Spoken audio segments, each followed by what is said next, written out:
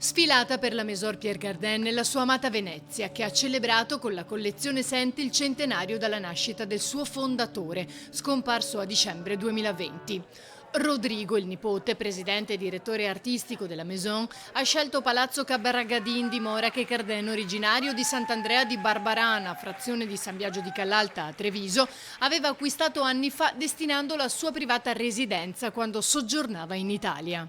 Il motivo di essere venuti qui a 20 km da San Biagio in linea d'aria è per avvicinarsi, parlavamo della sua nascita, è un anniversario della sua nascita, per cui era giusto, credo, e naturale essere qui. Una breve sfilata retrospettiva ha dato il via all'evento con una selezione di modelli iconici d'archivio realizzati dallo stilista nel corso dei 7 decenni passati.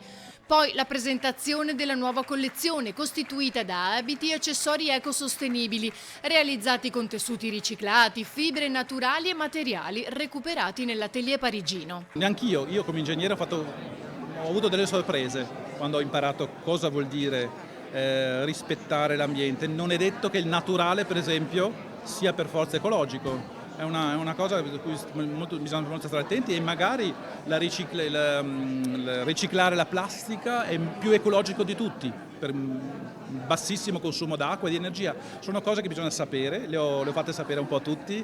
La collezione coniuga il DNA proiettato nel futuro, impresso dal maestro con l'adozione dei più innovativi principi della circolarità e responsabilità ambientale. Il suo marchio arrivò nel 1950 e fu chiaro da subito la sua concezione della moda: doveva essere accessibile a tutti.